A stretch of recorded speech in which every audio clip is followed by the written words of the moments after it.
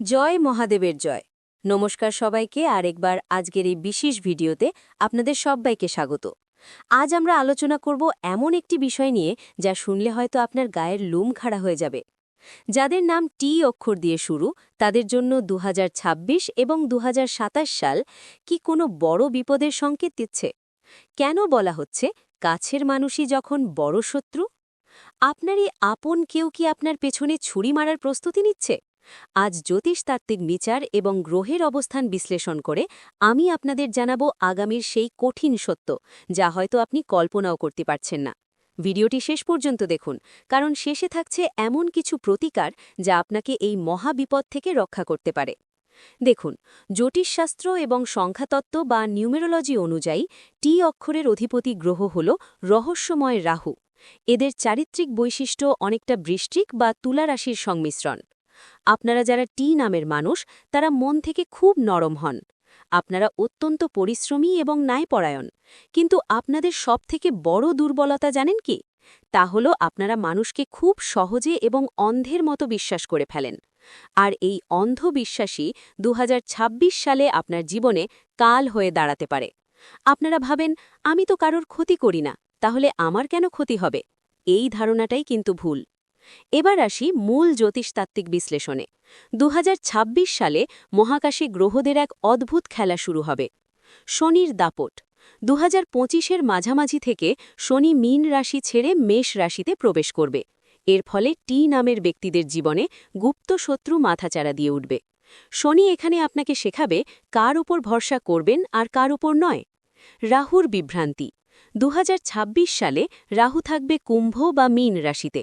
রাহু মানেই মায়া, রাহু মানেই বিভ্রান্তি। আপনার খুব কাছের কোনো বন্ধু বা আত্মীয় যে আপনার সাথে একই থালায় ভাত খায়, আপনার সব গোপন কথা জানে, সেই মানুষটিই আপনার বিরুদ্ধে ষড়যন্ত্র শুরু করবে। রাহু আপনার চোখে ধুলো দেবে, আপনি বুঝতেই পারবেন না আপনার ঠিক পাশের মানুষটি আপনার কতটা ক্ষতি করছে। আপনারা হয়তো ভাবছেন, আমার আপনজন কেন আমার শত্রু হবে? 2026 সালে আপনার রাশিচক্রের চতুর্থ ঘর যা পরিবার বোঝায় এবং সপ্তম ঘর যা পার্টনারশিপ বোঝায় গ্রহদোষে দুষ্ট থাকবে। এর ফলে কি হবে? পৈতৃক সম্পত্তি বা টাকা পয়সা নিয়ে ভাই বোন বা আত্মীয়দের সাথে এমন বিবাদ হবে যা আপনি স্বপ্নেও ভাবেননি। যদি আপনি কারোর সাথে পার্টনারশিপে ব্যবসা করেন, তবে সাবধান, আপনার পার্টনার আপনার অজান্তেই কোনো বড় তছরূপ করতে পারে। প্রিয়জন বা জীবনসঙ্গী আপনাকে ভুল বুঝতে পারে, অথবা কোনো তৃতীয় ব্যক্তির প্ররোচনায় আপনার সাজানো সংসার ভাঙার চেষ্টা করতে পারে। তবে ভয় পাবেন না, কারণ মুদ্রার উল্টো পিঠও আছে। 2026 সাল যদি আপনার পরীক্ষার বছর হয়, তবে 2027 সাল হবে আপনার সাপ মুক্তির বছর। 2027 সালে দেবগুরু বৃহস্পতির অবস্থান আপনার জন্য অত্যন্ত শুভ হবে। এই সময়ে আপনি সেই মুখোশধারী শত্রুদের চিনতে পারবেন যারা আপনার ক্ষতি করতে চেয়েছিল। কুদরতের নিয়মে তারা নিজেরাই নিজেদের গর্তে পড়বে। 2027-এর মাঝামাঝি সময়ে আপনি হঠাৎ এমন কোনো বড় সুযোগ পাবেন যা আপনার আর্থিক অবস্থার রাতারাতি বদলে দেবে। হারানো সম্মান আপনি ফিরে পাবেন দ্বিগুণভাবে।